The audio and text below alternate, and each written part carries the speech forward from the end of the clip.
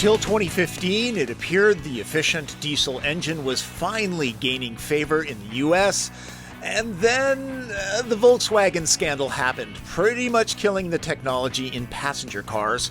VW may not be offering diesels any longer, but General Motors is. This Chevy Cruze hatchback is available with a turbo diesel engine, badged very discreetly.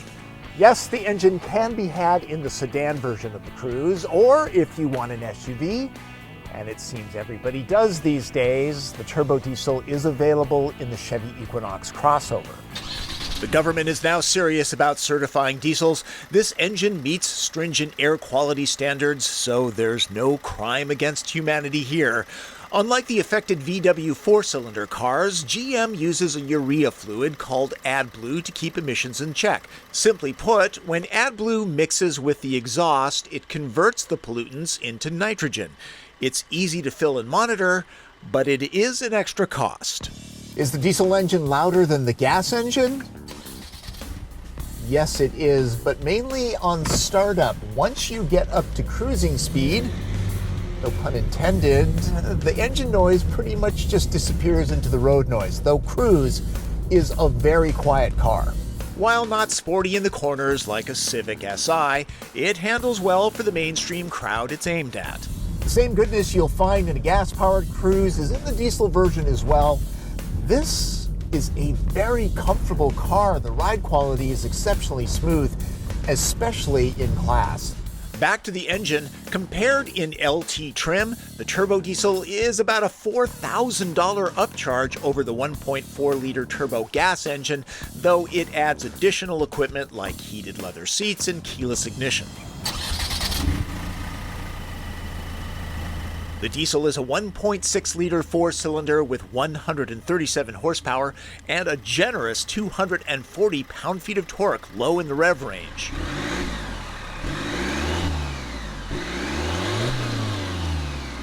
And it's pretty smooth. Choose between a 6-speed manual and this 9-speed automatic. If you insist on changing gears manually, it's done here. For those not familiar with diesel engines, one appeal is that they have lots of low-end torque. And Cruze has that quality. It feels really peppy off the line. Mid-range power, which is important when passing on two-lane roads, isn't as abundant. The dynamic is similar to a hybrid. Let's talk fuel economy. This 9-speed automatic hatchback model is EPA rated at an average of 35 miles per gallon, which is pretty good. Go with the sedan version and you get a couple mpgs more. Now, if you go with the sedan with the 6-speed manual, it is EPA rated at 52 miles per gallon on the highway. I did some testing at a steady 65 miles an hour. The automatic hatchback easily beats Uncle Sam's highway rating. Now, upping it to a steady 75 reduces efficiency, but it's still impressive. GM is under-promising and over-delivering here. The advantage of a hybrid is that it uses standard gasoline, which is often less expensive than diesel fuel. Not all gas stations have diesel, but personally, I've never had a problem finding it. That's really not an issue. General Motors has the best fuel-saving automatic engine start-stop system that I've experienced.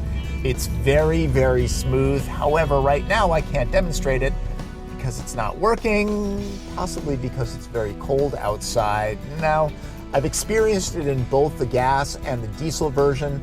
The diesel kicks on a little bit more abruptly than the gas version, and unfortunately, it can't really be turned off. It can be avoided in stop-and-go traffic by going into manual mode, or get the manual gearbox, which costs less. Everything else about this car is pretty much the same as a standard gas-powered Cruze, including the interior. The diesel isn't offered in the base model as a hatchback. There are some upscale touches, like the dashboard trim, though the stitching could be a little more even. The Chevy's strongest competition is the Honda Civic, and while the two offer different vibes inside, the material quality is about the same. Both have some nods to the mid-priced cars they are. I'm disappointed to find that the climate control isn't automatic at this level. At least this is heated. Overall, I prefer the user interface in the Chevy. It's very straightforward and responsive to the touch. Android Auto and Apple CarPlay are standard. That's how I played my tunes because Cruze has no CD player. That is a trend, people.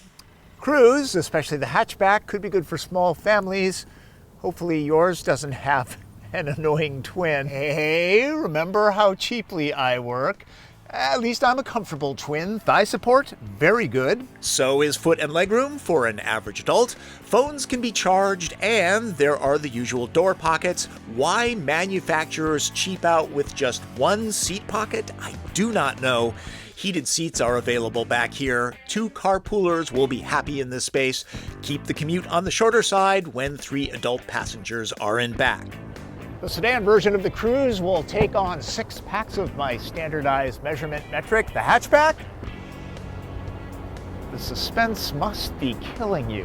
Prolonging the anticipation, the security shade doesn't have to be left behind. The seats split and fold, but then again, show me a hatchback that doesn't do that. And good to know there's a spare tire. Some cars only get a repair kit.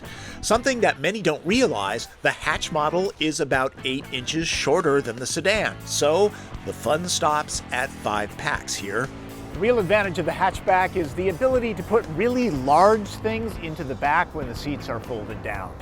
Pricing? Well, the MSRP for this particular car is about $30,000. Keeping in mind, I've heard of deep discounts offered on Cruze at Chevy stores.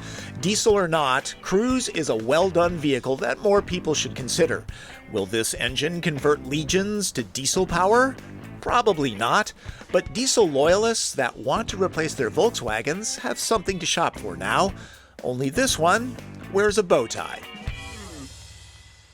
Now, when General Motors and diesel are mentioned in the same sentence, it often conjures up memories of the disastrous 5.7-liter V8 engines sold in the late 70s. The new modern engines are much better. And if you're shopping for a compact sedan or hatch, the Cruze is worth a look. It's a top pick from Consumer Reports, and while the price may seem steep initially, it's my belief that GM prices them high so Chevy dealers can offer significant discounts on them.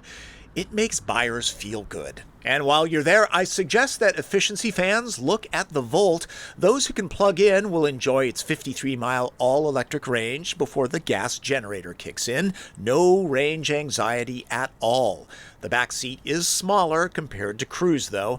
And then there's the Bolt EV, which is a brilliant electric car. I saw about 250 miles on a single charge.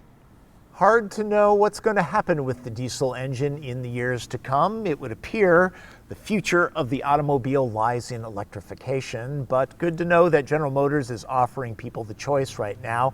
The Cruze is fun to drive. In diesel form, it's very efficient, and in hatchback form, very, very practical.